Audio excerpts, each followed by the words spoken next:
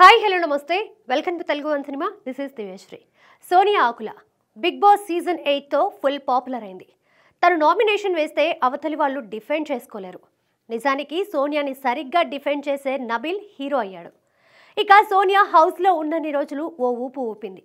నిఖిల్తో బాగా క్లోజ్గా ఉండడంతో వీళ్ళ హగ్గులు, రొమాన్స్ వీడియోలు బయటికి వచ్చాయి. దాంతో దారుణంగా ట్రోల్ అయింది. ఈ నెగిటివిటీతోనే బిగ్ బాస్ హౌస్ నుంచి బయటికి వచ్చేసింది సోనియా.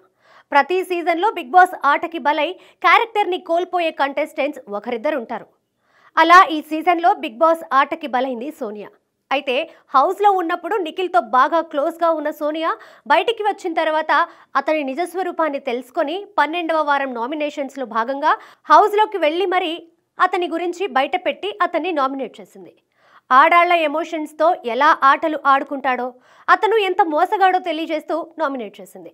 ఇక తాజాగా సోనియా ఎంగేజ్మెంట్ జరిగిందనే వార్త నెట్టింట వైరల్గా మారింది. ఆమె ప్రేమించింది తన ప్రియుడు యష్ వీరగోని. బిగ్ బాస్ హౌస్కి వెళ్లే ముందు వీళ్ళిద్దరూ పెళ్లి చేసుకోవాలనుకున్నారు. కానీ బిగ్ బాస్ అవకాశం రావడంతో మనసు మార్చుకుంది సోనియా. యష్, సోనియాలు డిసెంబర్ నెలలో పెళ్లి బంధంతో ఒకటి కాబోతున్నారు. కాగా సోనియా పెళ్లి చేసుకోబోతున్న యష్ది ఇది 2వ వివాహం కావడం విశేషం. అతనికి ఇంతకు ముందే పెళ్ళయింది, పిల్లలు కూడా ఉన్నారు. అయితే సోనియాతో పరిచయం తర్వాత భార్యకు విడాకులు ఇచ్చాడనే విషయం బయటికి వచ్చింది.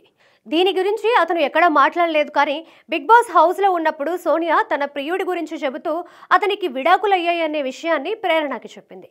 ఇలా వీరి వ్యవహారం బయటికి వచ్చింది. అయితే వీరు వివాహ నిశ్చితార్థానికి సంబంధించి ఫోటోలు కానీ వీడియోలు కానీ వారి ఇన్స్టాగ్రామ్లో షేర్ చేయకపోవడంతో అసలు ఇది రియలా ఫేకా అనే సందేహాలు వ్యక్తమవుతున్నాయి.